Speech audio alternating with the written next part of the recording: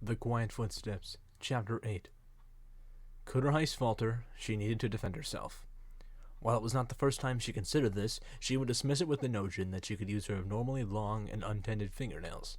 The coat, while making her extremely mobile, emitted noise far exceeding that of a good thief, so it was becoming increasingly likely she might need to learn how to fight them off. Carrying a gun would be nice, but she would have no place to keep it, and it was extremely expensive and difficult to get your hands on without any connections on her at all.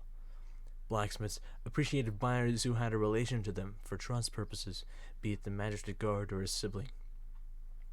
But she had her mindset. Ever since she scavenged foods, packaged or not, she would gut and slice it all up into pieces with sharp objects, such as glass shivs or used kitchen knives. Knives, in particular, she had a knack for. Though she would try to keep her distance, she would need a way to find dispensable throwing daggers, as it would definitely suit her should harm come her way. She would practice day by day where she kept her trash heap, with wasted kitchen knives too dull for defense against armored knights, so she wondered if a small, sharp knife even existed. As the sun touched the keep's roof, engulfing several blocks in shadows, her chance grew near.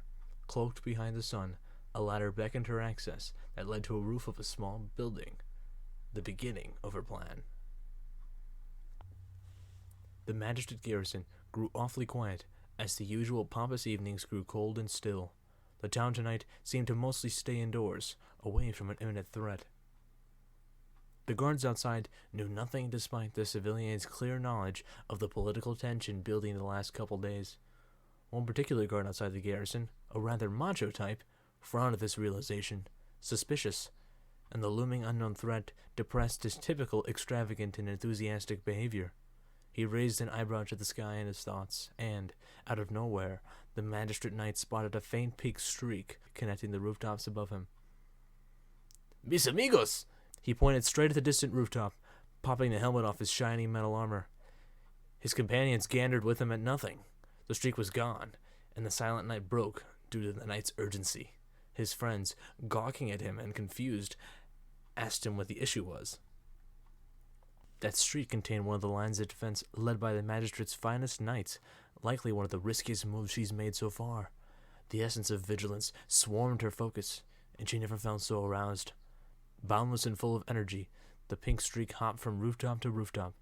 Her plan in action, she scouted the farthest towers. Their spired and invisible eagle eyes unnoticeably stabbed her. She feared they were watching each other, but their plan will never carry out without accepting this risk. The smallest pink streak gained towards the monstrous tower that swallowed the district in its shadow as the two foes fought nature itself, one blocking the moonlight and the other adding a faint streak to break the tower's barricade of darkness, all to settle their small scores.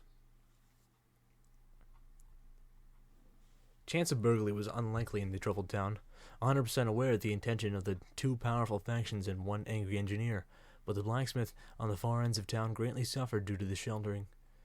A fitting start to his terrible night, there was no noise. But all of his throwing gutters were gone.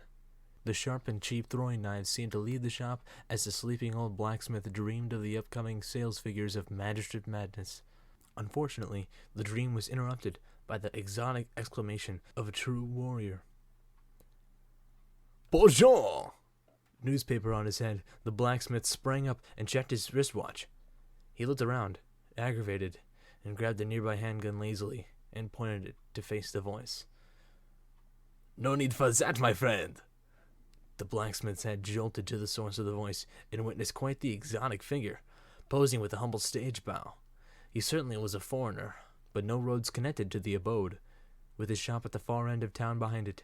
That and the 30 miles of enchanted forest. "It's 2:30 in the morning, pal." He lowered his firearm. "What brings you here so late?" The foreigner grinned with pride, his figure outlandishly different to the human blacksmith. He was a tigran, a species of anthropomorphic tigers who splinter across the realm. Their culture is strikingly different from that of the authoritative magistrate. The tigrats lived beyond the enchanted forest in a grand natural landscape where independent tribes were operated by strict chiefs.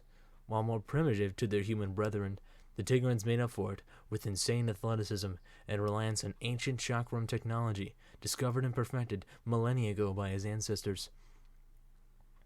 I require some disposable weapons for my quest of honor, whatever it may bring. He laid an obnoxious amount of credits on the counter and began to browse enthusiastically at the blacksmith's shack. While gazing upon the Tigrin's shopping, the blacksmith noticed with great distraught that all of his throwing knives were stolen this very night, and the blacksmith saw no evident methods for how the Tigron even managed to scour the enchanted forest unscathed and completely alone. To the Tigrin's surprise, while pondering his options, paw on his chin, the blacksmith fainted onto the ground.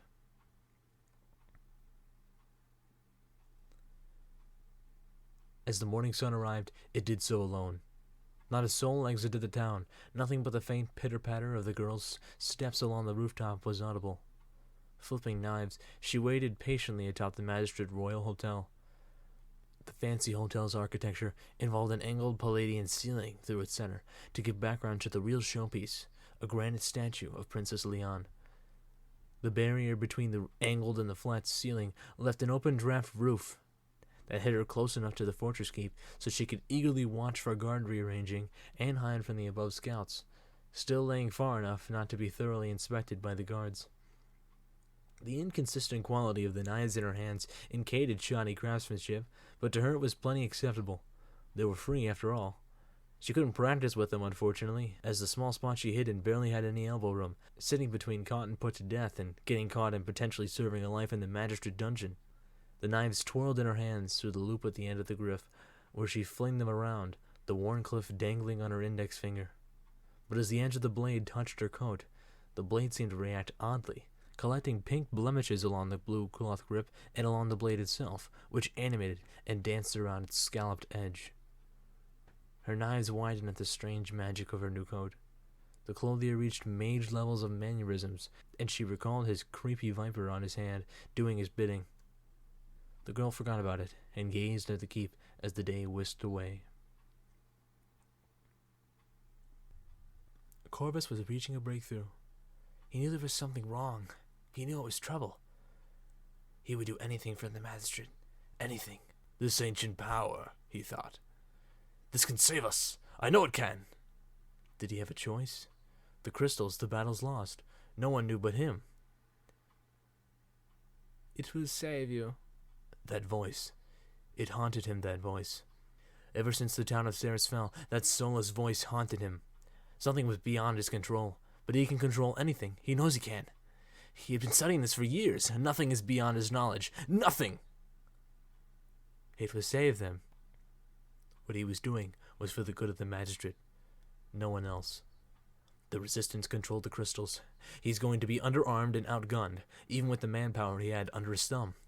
The basement of the keep echoed with every page flip as he desperately searched for answers. He distressed at the hopelessness. The amount of power he was willing to unleash at this point drove him away from his former stoic and heroic self, and he had to pass the torch to something beyond human.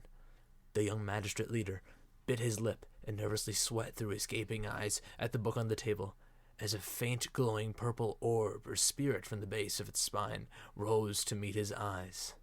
It was now or never. His eyebrows lowered, and his pupils narrowed as he violently grabbed the orb. Violent stripes of purple and violet jagged around the basement, encompassing the room. But Corvus remained vigilant as he stared at the base of the orb, his body stanced, wide, and unperplexed, confident, diverting from his panicked self just a few seconds ago. Feeling as if the time was right, he swung his arms in the air, and the orb burst into a violent portal beneath the ground, as if freeing hatred itself from its shackles, and Corvus beholden forth the power and the strength he had not known he had, for the good of the magistrate.